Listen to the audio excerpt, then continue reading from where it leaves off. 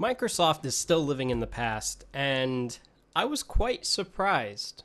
Yes, I was surprised that they are still going to use AA batteries in their controller. Now, we live by what we call industry standard. Now, this is something where, some people will be like, well, no, it's not a problem. It's not a problem. It's not a problem. Look, when two of the three video game console manufacturers use rechargeable built-in batteries, then Microsoft is, in fact, the odd man out. I could excuse it last generation because it wasn't yet an industry standard practice of offering built-in rechargeable batteries. Sony was the only console that did it last gen. Sony is still doing it for the PlayStation 4. Nintendo Wii used AA batteries. Wii U, all their controllers come with built-in batteries. And even then, the Wii U Pro controller has the absolute best battery life I've ever witnessed from a rechargeable controller. But Microsoft insisted on creating the play and charge kit for the Xbox One. And I think that is such an old mentality that I'm surprised didn't die with last gen. What's funny is their bullet points. They say goodbye to disposable AA batteries. Well, we could have said goodbye had Microsoft decided to include a rechargeable battery pack, because we can say goodbye for Nintendo. Well, somewhat if you're not going to use the Wii motes. PlayStation 4 doesn't require it. So why the fuck does Microsoft still do it? Now, there are some comments, and some of them are really funny. One of them is saying, well, Microsoft's trying to make it cheaper for us. Really? They're really trying to make it cheaper for you when the stock controller that Microsoft includes in the box is the same price as the stock controller that Sony will include with the PlayStation 4. So for dollar, Sony and Microsoft are charging the same price for the controller. But Microsoft charges an additional $30 to have the same flexibility that the PlayStation 4's controller offers. Now, this is the same thing as last gen. Same thing. If you wanted what the PlayStation 3 offered from the get-go, you needed to spend an additional $30 for that play and charge kit. Yes, sometimes you could find it cheaper, but the MSRP was $30. And even then, the battery pack didn't last as long as the one that's built into the PlayStation 3 controllers.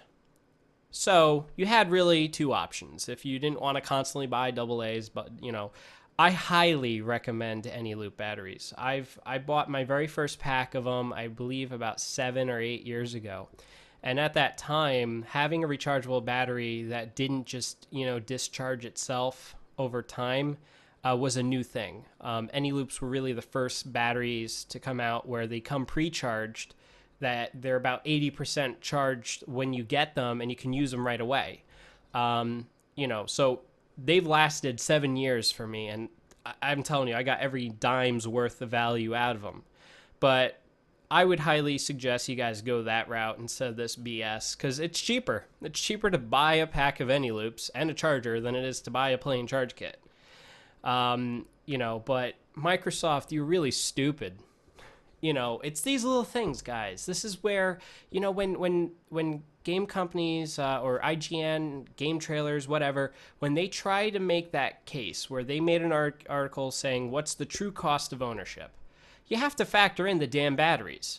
You have to factor in that just straight up, if you want a comparison to the PlayStation 4, to have the same functionality as the PlayStation 4, you have to pay $50 for a gold subscription. You have to pay $30 for a play and charge kit just to have everything that will come out of the box standard with the PlayStation 4.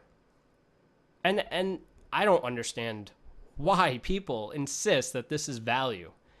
I'm very surprised. I'm serious. I just can't understand why Microsoft would continue this practice. Because again, it's no longer industry standard to use AA's.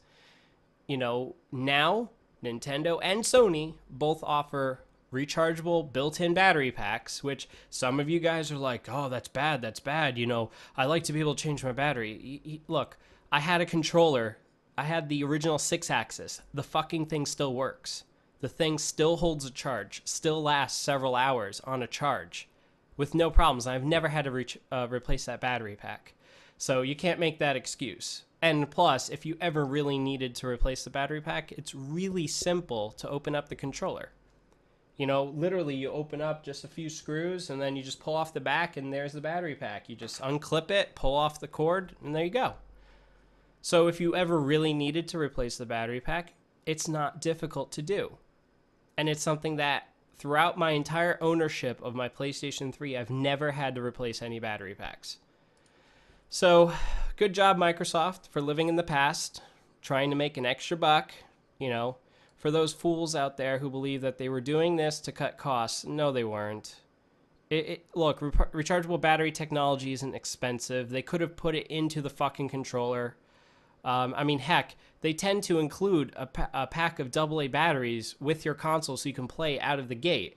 Just solder those damn rechargeable batteries to the motherboard and you're good. Like, that's what I'm trying to understand. I don't see any value in it. If anything, it's costing Microsoft more because now they have to manufacture another thing to sell you. So, good job, guys. And if you guys support the Xbox One, I really feel bad for you guys.